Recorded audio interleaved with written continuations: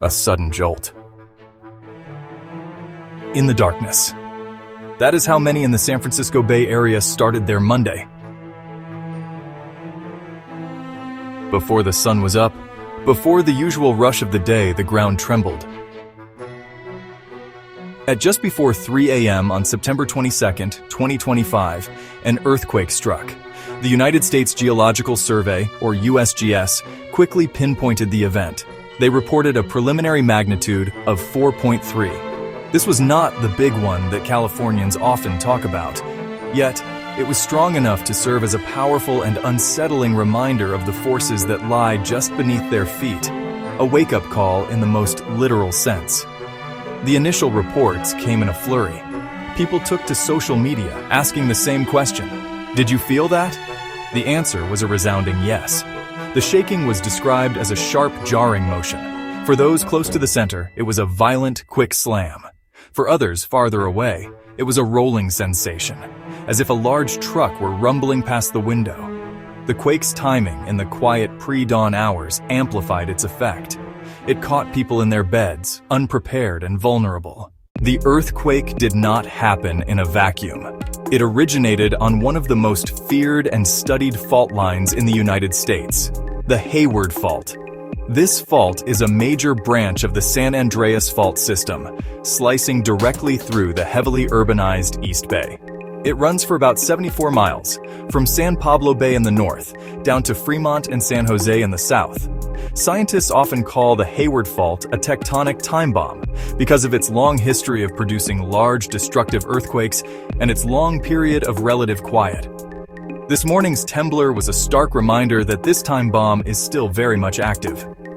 The depth of the quake was also a key factor in how widely it was felt. The USGS reported that the rupture occurred about 4.8 miles below the surface. In geological terms, this is considered a very shallow earthquake. When a quake happens close to the surface, its energy has less distance to travel before it reaches people and buildings.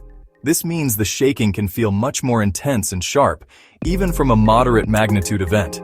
The shallowness explains why so many people described the feeling as a sudden, violent jolt rather than a gentle roll, amplifying the alarm across the region. To understand what a 4.3 magnitude earthquake really means, it is important to understand the scale. The moment magnitude scale, which the USGS uses, is logarithmic. This can be a tricky concept, but it boils down to a simple fact. For each whole number you go up on the scale, the ground shaking increases by a factor of 10. The energy released increases by about 32 times.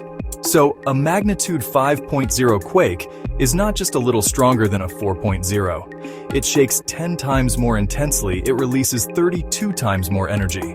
This exponential increase is why small numbers can represent vastly different realities. Let's compare this morning's quake to the Bay Area's historical benchmarks. The 1868 Hayward Fault earthquake at an estimated 6.8 magnitude was thousands of times more energetic than the 4.3 event we just experienced. The difference is staggering. Then there is the legendary 1906 San Francisco earthquake on the San Andreas Fault.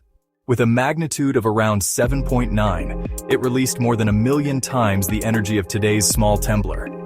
These comparisons are not meant to downplay the fear and disruption caused by the 4.3 quake, but to provide a crucial sense of scale and to reinforce why preparedness for a much larger event is so critical. The shaking radiated outward from Berkeley, reports flooded in from across the Bay Area and beyond. The USGS, did you feel it?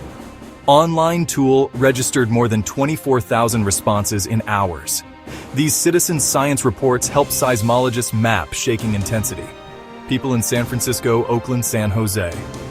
The reach was surprisingly wide. Reports came from as far north as Chico and as far south as Salinas. Near the epicenter, effects were tangible but minor.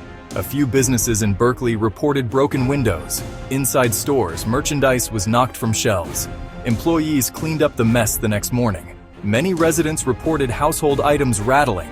Pictures swung on walls. Small objects like toothbrushes toppled over. Pets were scared and agitated. These disturbances show the sharp, high-frequency shaking of a shallow quake.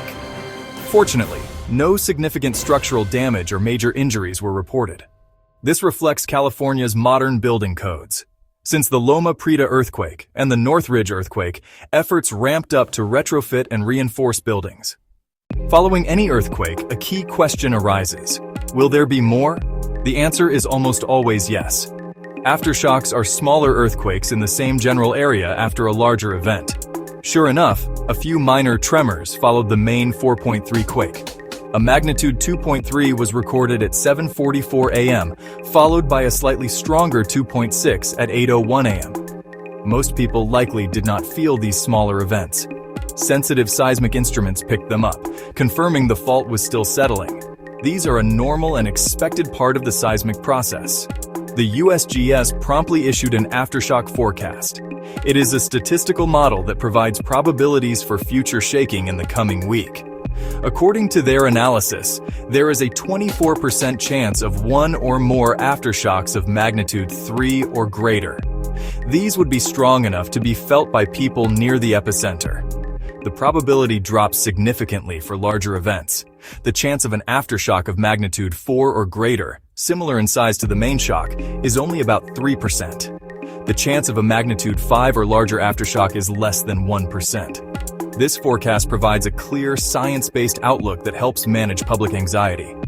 Bay Area Rapid Transit, or BART, immediately implemented its standard earthquake safety protocol.